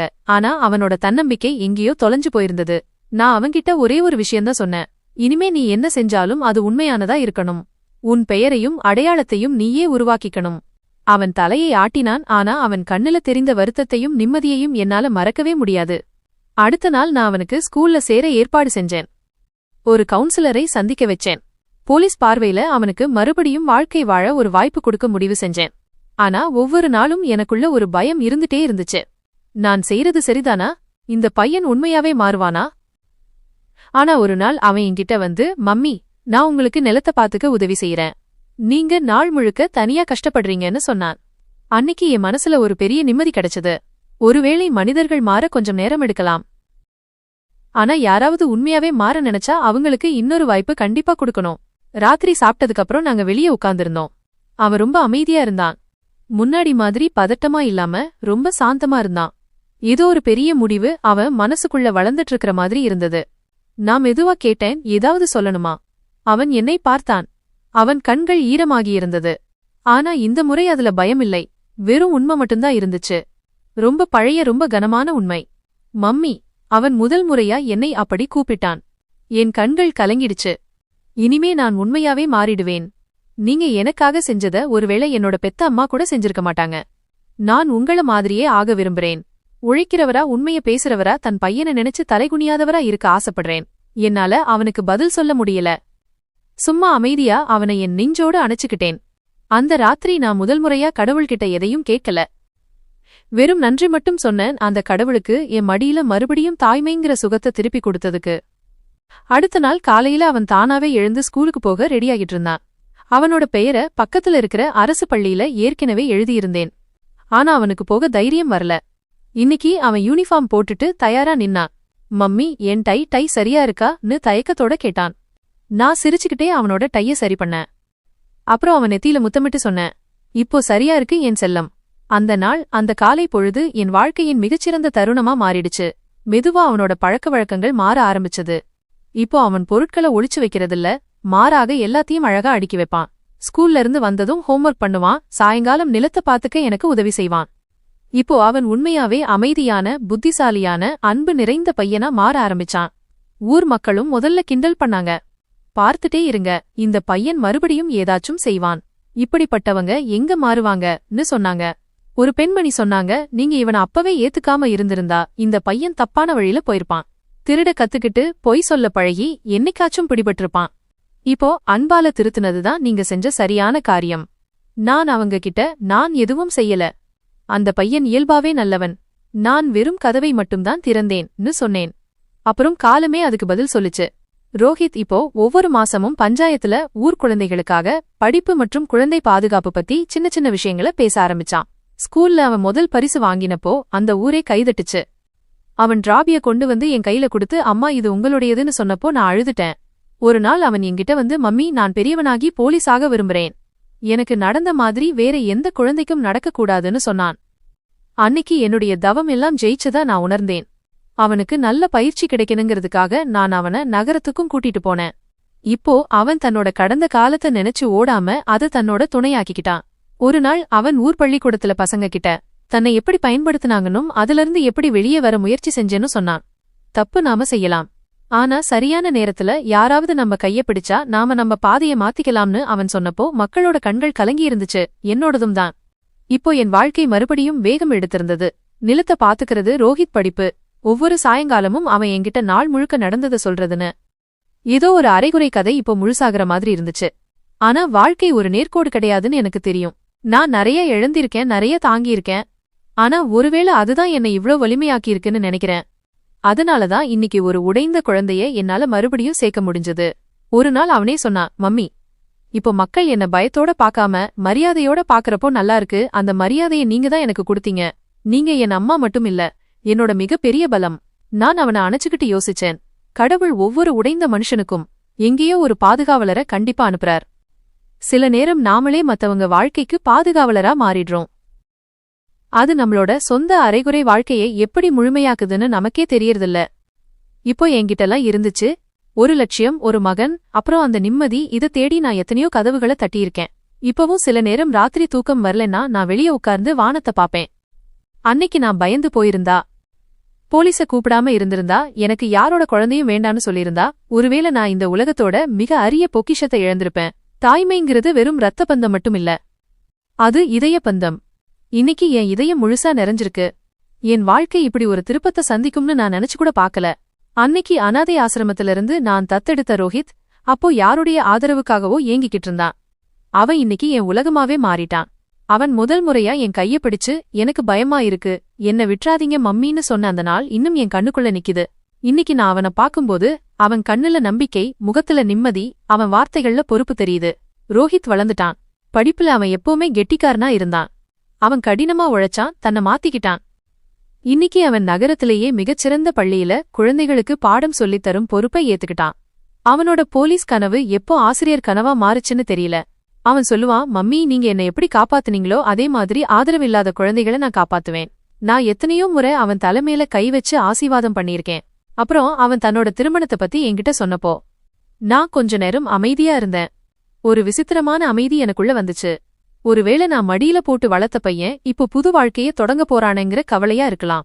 ஆனா அவன் முகத்துல ஒரு புது விடியல் மாதிரி பிரகாசத்தை பார்த்தேன். நான் சும்மா சிரிச்சேன்.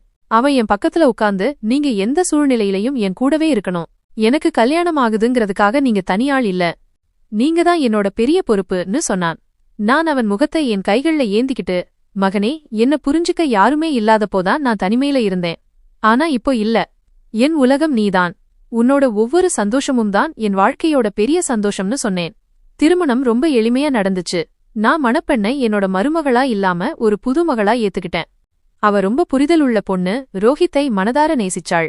ரோஹித் கண்ணுல வருஷங்களுக்கு முன்னாடி தெரிஞ்ச அதே உண்மைய அவ கண்ணுலயும் பார்த்தேன். கல்யாணத்துக்கு அப்புறம் வீட்டுல சந்தோஷம் இன்னும் அதிகமாச்சு. அவங்க 2 பேரும் ஒன்னா இருக்கும்போது அவங்க சிரிப்பு சத்தம் வீடு முழுக்க கேக்கும். நான் பல நேரம் சமையலறையில நின்னு அவங்கள அமைதியா பார்த்து மனசுக்குள்ள நினைப்பேன், கடவுளே, உனக்கு கோடான கோடி நன்றி, எனக்கு மீண்டும் வாழ ஒரு காரணம் கொடுத்ததுக்கு. சில வருஷங்கள்ல ரோஹித்துக்கு 2 அழகான குழந்தைங்க பிறந்தாங்க. ஒரு பையன், ஒரு பொண்ணு. ரோஹித் எப்படி என் வாழ்க்கையில ஒளியா வந்தானோ அதே மாதிரி இந்த 2 பிஞ்சு குழந்தைகளும் என் வயதான காலத்துல என்ன மீண்டும் உயிர்ப்பிச்சாங்க. இப்போ என் நாள் முழுக்க அவங்க கூட விளையாடுறதுலயும் கதை சொல்றதுலயும் ரோஹித் மனைவியோட அரட்டை அடிக்கிறதுலயும் கழிய ஆரம்பிச்சது. ஒரு காலத்துல என் ரத்தத்துல ஊறி போயிருந்த அந்த தனிமை, அந்த வெறுமை இப்போ எங்கேயோ போயிடுச்சு. ஆனா ரோஹித் வெறும் மகனா மட்டும் இருக்கல, அவன் இப்போ ஒரு சிந்தனையா மாறிட்டான். ஒரு நாள் அவன் என்கிட்ட, மம்மி, நீங்க எனக்கு வெறும் அம்மா மட்டும் இல்ல, நீங்க தான் என்னோட பெரிய உத்வேகம். நீங்க எனக்கு வாய்ப்பு கொடுத்த மாதிரி நானும் ஒரு வாய்ப்புக்காக காத்திருக்கிற குழந்தைகளுக்காக ஏதாச்சும் செய்ய விரும்புறேன்னு சொன்னான். நான் அவன் முதுகை தட்டி கொடுத்து, போ மகனே, யாருடைய வாழ்க்கையில நீ ஒளியா மாற முடியும்னு தோணுதோ அங்க போய் நில்னு சொன்னேன். அப்புறம் ரோஹித் பலரும் நினைக்கிற ஆனா செய்ய முடியாத ஒரு காரியத்தை செஞ்சான். அவன் ஒரு சின்ன ட்ரஸ்ட் ஆரம்பிச்சான். அந்த சிஸ்டம்ல சிக்கித்து தவிக்கிற அனாதை குழந்தைகளுக்காக இத செஞ்சான். அவன் ஒரு காலத்துல அப்படிதானே மாட்டிக்கிட்டான். அவன் குழந்தைகளுக்கு பாடம் சொல்லித் தந்தான், திறமைகளை வளர்த்தான். சமூகத்துல ஆபத்தானவங்கன்னு முத்திரை குத்தப்பட்ட குழந்தைகளை திறமையானவங்களா மாத்தி சமூகத்துக்கு முன்னாடி நிறுத்தினான். முன்னாடி பயம் நிறைஞ்சிருந்த ஒவ்வொரு குழந்தையோட கண்ணுலையும் இப்போ கனவுகள் வளர்றத நான் நேர்ல பார்த்தேன். அந்த ட்ரஸ்டுக்கு அவன் என்ன பெயர் வச்சான் தெரியுமா? ரோஹித் நம்பிக்கையின் ஒரு கீற்று. நான் அந்த போர்ட பாக்கும்போதெல்லாம் என் கண்கள் நனைஞ்சிடும். நான் ரோஹித்த ஒரு ஆதரவாதான் ஏத்துக்கிட்டேன். ஆனா அவன் என்ன வாழ்க்கையோட மிக அழகான பரிசா மாத்திட்டான். இப்போ மக்கள் என்கிட்ட, உங்களுக்குன்னு சொந்த குழந்தைங்க இல்லையான்னு கேட்டான். நான் சிரிச்சுக்கிட்டே, கடவுள் எனக்கு ஒரு குழந்தையை கொடுக்கல, நூற்றுக்கணக்கான குழந்தைகளுக்கு அம்மாவா ஆக்கியிருக்கார்னு சொல்லுவேன். ஆனா அதுல முதல்ல இருந்தது என் ரோஹித் தான். இப்போ நான் கோயிலுக்கு போகும்போது தலை வணங்கி ஒரே ஒரு வேண்டுதல் தான் வைப்பேன். கடவுளே, எப்படி என் உடைந்த வாழ்க்கையில ஒரு சின்ன ரோஹித் அனுப்பினியோ அதே மாதிரி தனிமையில வாடுற ஒவ்வொரு பெண்ணுக்கும் ஒவ்வொரு இதயத்துக்கும் அவங்கள மீண்டும் வாழ வைக்கிற ஒரு உறவை கொடு. ரோஹித் தன்னோட குழந்தைகளை தூக்கி வச்சுக்கிட்டு, மம்மி, இப்போ உங்களோட 3வது தலைமுறையும் உங்கள பாட்டிமான்னு கூப்பிடுதுன்னு சொல்லும்போது நான் சிரிப்பேன். ஏன்னா எனக்கு தெரியும், என் உலகம், என் இருப்பு, என் அடையாளம் எல்லாமே என் ரோஹித் தான். இப்போ என் வாழ்க்கையின் காலை பொழுது ரோஹித் குழந்தைங்க தூக்கத்திலிருந்து எழுந்து வந்து பாட்டிமான்னு சொல்லி என்னை கட்டிப்பிடிக்கும்போதுதான் தொடங்குது. அந்த 2 பிஞ்சு உயிர்களும் எனக்கு எல்லாமே. ஒரு சின்ன பெண் குழந்தை என் மடியில சுருண்டு படுத்துக்கிட்டு என் தலைமுடிய வருடிக்கிட்டே, பாட்டிமா, உங்க மடிதான் எனக்கு ரொம்ப பிடிச்சிருக்குன்னு சொல்லுவா. ஒரு சின்ன பையன் என் கழுத்துல கை போட்டுக்கிட்டு, நான் பெரியவனானதும் உங்களுக்கு பூக்கள் நிறைந்த வீடு வாங்கித் தருவேன்னு சொல்லுவான். நான் சிரிச்சுக்குவேன், ஏன்னா எனக்கு இப்போ பூக்கள் நிறைந்த வீடு தேவையில்லை. என் சந்தோஷமே இந்த சின்ன சின்ன விஷயங்கள்ல தான் இருக்கு. ரோஹித் மனைவி என் மருமகள் இப்போ என் மகள் மாதிரி ஆகிட்டா. அவ எல்லா விஷயத்திலையும் என்ன சேர்த்துப்பா. சின்ன விஷயம்னாலும் பெரிய விஷயம்னாலும் என்கிட்ட சொல்லுவா, முதல்ல என் ஆலோசனையை கேப்பா. வீட்டுல இப்போ எந்த குறைவும் தெரியல. ஒரு காலத்துல நான் தனியா நிலங்களை பாத்துக்கிட்டு உலகத்தை விட்டு ஒதுங்கியிருந்தேன். ஆனா இப்போ என்ன சுத்தி வெறும் சொந்தங்கள் தான் இருக்கு. ரோஹித் இதோட நிற்கல, அவன் எப்பவுமே முன்னேறி போறவன். அவன் தன்னோட ட்ரஸ்ட இன்னும் பெருசாக்கினான். நகரத்தோட பல இடங்கள்ல மையங்களை திறந்தான். தெருவுல சுத்துறவங்க இல்ல அனாதை இல்லத்துல அடைஞ்சு கிடக்கிறவங்கன்னு எல்லாரையும் சேர்த்தான். இந்த மையங்கள்ல அவங்களுக்கு வெறும் சாப்பாடு, தங்குற இடம் மட்டும் கொடுக்கல, அவங்கள மனுஷனா வாழ கத்து கொடுத்தாங்க. ஒரு நாள் அவன் என்கிட்ட வந்து, மம்மி, நீங்க இப்போ குழந்தைங்களுக்கு பாடம் சொல்லித்தர விரும்புறீங்களா? உங்ககிட்ட இருக்கிற தாய்மையை வேற யாராலையும் கத்துக்க முடியாதுன்னு சொன்னான். நான் சில நொடிகள் அமைதியா இருந்தேன். அப்புறம் என்னோட பழைய டைரியை எடுத்தேன். அதுல நான் எனக்காகவே எப்பவாச்சும் எழுதுவேன். ஒரு நாள் என்னோட தாய்மை வேற ஒருத்தரோட சிரிப்புக்கு காரணமாச்சுன்னா அப்போதான் நான் உயிரோட இருக்கேன்னு அர்த்தம். நான் ரோஹித்த பார்த்து, கண்டிப்பா மகனே, அந்த நாள் வந்துடுச்சுன்னு சொன்னேன். நான் ட்ரஸ்டுக்கு போக ஆரம்பிச்சேன். அங்க குழந்தைகளை சந்திச்சேன், அவங்க கிட்ட பேசினேன், கதைகள் சொன்னேன். சில நேரம் அன்பு காட்டினேன், சில நேரம் கண்டிச்சேன், சில நேரம் சும்மா உட்கார்ந்து அவங்க கண்களை படிச்சேன். அவங்கள பலர் தங்களோட கடந்த காலத்தை என்கிட்ட சொன்னாங்க. சிலரோட கண்கள்ல இன்னும் பயம் இருந்துச்சு, சிலருக்கு நம்பிக்கை, சிலர் அமைதியா இருந்தாங்க. நான் அவங்கள பெயர் சொல்லி மட்டும் இல்ல, அவங்க அடையாளத்தோட தெரிஞ்சுக்க ஆரம்பிச்சேன். யாருக்கு எப்போ அரவணைப்பு தேவை, யார சும்மா பக்கத்துல உட்கார வைக்கணும், யாருக்கு ஒரு சின்ன புன்னகை மூலமா நம்பிக்கை கொடுக்கணும்னு எனக்கு தெரிஞ்சது. அங்க திவ்யான்னு ஒரு சின்ன பொண்ணு இருந்தா. பெரிய கண்கள், ஆனா எப்பவுமே பயந்து போய் இருப்பா. ஒரு நாள் நான் அவகிட்ட, ஏமா பயப்படுறேன்னு கேட்டேன். அதுக்கு அவ, ஏன்னா மம்மி என்னை விட்டுட்டு போயிட்டாங்க, அப்புறம் தத்தெடுத்த ஆன்ட்டி சாப்பாடு தரலன்னு சொன்னா. நான் அவளை என் நெஞ்சோடு அணைச்சுக்கிட்டு அழுதுட்டேன். அப்போதான் நான் ஒரு முடிவு எடுத்தேன். இனி என் மீதி வாழ்க்கை இந்த குழந்தைகளுக்காகத்தான். நான் ரோஹித் கிட்ட சொன்னேன், மகனே, நாம குழந்தைகளுக்கு வெறும் சாப்பாடு, படிப்பு மட்டும் கொடுக்கக்கூடாது, அவங்களுக்கு நம்பிக்கை கொடுக்கணும். வாழ்க்கையில ஒருத்தர் கைவிட்டாலும் நம்மளை ஏத்துக்க வேற யாராவது கிடைப்பாங்கிற உணர்வை தரணும். ரோஹித் ட்ரஸ்ட்ல 2வது வாய்ப்பு, செகண்ட் சான்ஸ் அப்படின்னு ஒரு புது பிரிவை ஆரம்பிச்சான். இதுல ஏற்கனவே தத்தெடுக்கப்பட்டு திரும்பவும் கைவிடப்பட்ட குழந்தைகளை வச்சிருந்தோம். இந்த குழந்தைங்க தான் ரொம்பவும் உடைஞ்சு போயிருப்பாங்க. ஏன்னா அவங்க ஏற்கனவே அன்பை நம்பி ஏமாந்தவங்க. நான் அவங்களுக்கு நானே சமைப்பேன், கதைகள் சொல்வேன். அவங்க பெயருக்கு முன்னாடி என்னுடையங்கிற வார்த்தையே சேர்த்து கூப்பிடுவேன். என்னுடைய விவேக், என்னுடைய சனா, என்னுடைய அர்ஜுன். மெதுவா அந்த ட்ரஸ்ட்ல குழந்தைங்களோட எண்ணிக்கை அதிகமாகுச்சு. எனக்கு இப்போ காலையில வீட்ல இருந்து கிளம்புறதுக்கு ஒரு ஆவல் உண்டாகுச்சு. ரோஹித் பலமுறை என்கிட்ட, மம்மி நீங்க ஓய்வெடுங்க, நீங்க ஏற்கனவே நிறைய செஞ்சிட்டீங்கன்னு சொல்லுவான். ஆனா நான் சிரிச்சுக்கிட்டே, மகனே, மனசு சோர்வடைஞ்சவங்க தான் ஓய்வெடுப்பாங்க, எனக்கு இப்போதான் வாழணும்னு ஆசையா இருக்குன்னு சொல்வேன். நான் வாழ்ந்துட்டு இருந்தேன், ஒவ்வொரு நொடியும் ஒவ்வொரு மூச்சும் முழு திருப்தியோட. ஒரு நாள் ரோஹித்தோட மூத்த பையன் என் மடியில உட்காந்து, பாட்டி நீங்க எப்படி எல்லா குழந்தைகளுக்கும் மம்மியா ஆனீங்கன்னு கேட்டான். நான் சிரிச்சுக்கிட்டே, எப்போ ஒருத்தர் தனக்காக இல்லாம மத்தவங்களுக்காக ஒரு பெரிய கனவை காண்றாங்களோ அப்போ நிறைய பேர் தானாவே அவங்க கூட சேர்ந்துப்பாங்க. யாரும் தனியா இருக்கக்கூடாதுன்னு நான் நினைச்சேன்.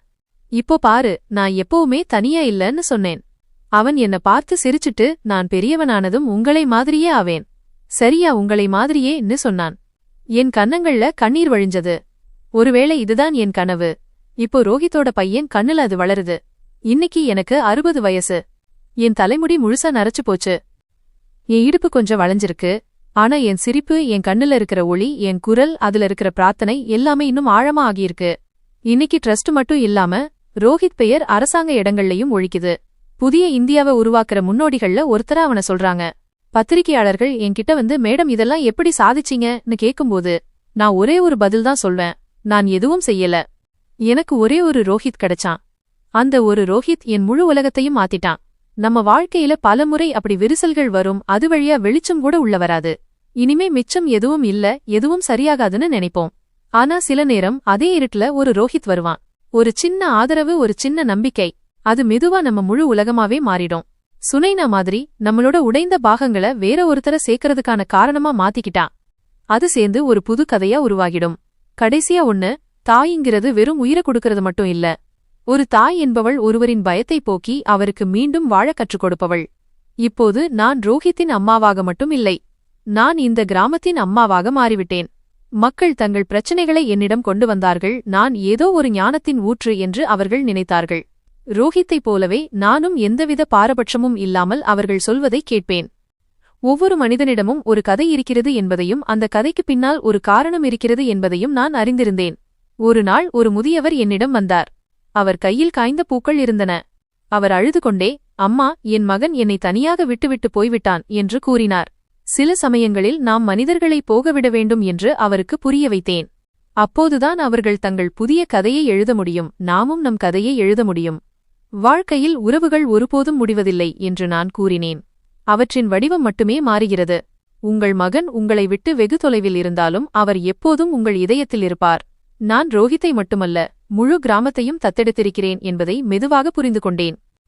ஒரு காலத்தில் என் வாழ்வாதாரமாக மட்டுமே இருந்த என் விவசாய நிலங்கள் இப்போது கிராமத்தின் ஒவ்வொரு குழந்தையின் கல்விக்கான ஆதாரமாக மாறிவிட்டன. ரோஹித் தனது அறக்கட்டளையுடன் இணைந்து கிராமத்தில் ஒரு சிறிய நூலகத்தையும் தொடங்கினான். அந்த நூலகத்தின் ஒரு மூலையில் ஒரு பழைய டைரி வைக்கப்பட்டிருந்தது. அதில் நான் தனிமையில் இருந்த நாட்களில் என் உணர்வுகளை எழுதியிருந்தேன். தனிமையை உணரும் ஒவ்வொரு மனிதனும் அதை படித்து, தனிமை என்பது முடிவு அல்ல, அது ஒரு புதிய தொடக்கத்திற்கான வாய்ப்பு என்பதை புரிந்து கொள்ள வேண்டும் என்பதற்காக ரோஹித் அந்த டைரியை அங்கே வைத்தான். இன்றும் நான் தினமும் காலையில் எழுந்து அந்த நூலகத்திற்கு செல்கிறேன். குழந்தைகள் என்னை சூழ்ந்து கொள்கிறார்கள். சிலர் தங்கள் கதைகளைச் சொல்கிறார்கள், சிலர் தங்கள் புதிய கனவுகளைப் பற்றி சொல்கிறார்கள். ரோஹித் கண்களில் இருந்த அதே பிரகாசம் அவர்கள் கண்களிலும் தெரிகிறது. என் வாழ்க்கை இப்போது என்னுடையது மட்டுமல்ல என்பது எனக்கு தெரியும். நான் என்னுடையது என்று சொன்ன ஒவ்வொரு குழந்தையுடையதும் இந்த வாழ்க்கை. என்னிடம் உதவி கேட்ட ஒவ்வொரு மனிதனுக்கும் இந்த வாழ்க்கை சொந்தமானது. நான் பாசத்துடனும் நேர்மையுடனும் வாழ்ந்த ஒவ்வொரு கணத்திற்கும் இது சொந்தமானது. இதுதான் வாழ்க்கையின் மிகப்பெரிய பாடம். உறவுகள் இரத்தத்தால் அல்ல, இதயத்தால் உருவாக்கப்படுகின்றன. உடைந்த நம் இதயத்தின் துண்டுகளை இணைத்து நாம் மற்றவர்களுக்கு உதவும்போது அந்த துண்டுகள் இணைந்து நம்முடைய மிக அழகான கதையாக மாறுகின்றன. ஆம் நண்பர்களே, இன்றைய எங்கள் கதை உங்களுக்கு எப்படி இருந்தது என்பதை மறக்காமல் கமெண்ட் செய்து சொல்லுங்கள். இதுபோன்ற கதைகளை கேட்க எங்கள் சேனலை சப்ஸ்கிரைப் செய்யுங்கள். மேலும் எங்கள் இந்த கதைக்கு ஒரு லைக் கொடுங்கள். அதோடு மற்றவர்களுடனும் பகிருங்கள். ஆம் நண்பர்களே, இந்த கதையை நீங்கள் எந்த நகரத்திலிருந்து கேட்கிறீர்கள் என்பதையும் கமெண்ட் செய்து உங்கள் நகரத்தின் பெயரை குறிப்பிடுங்கள். நன்றி நண்பர்களே.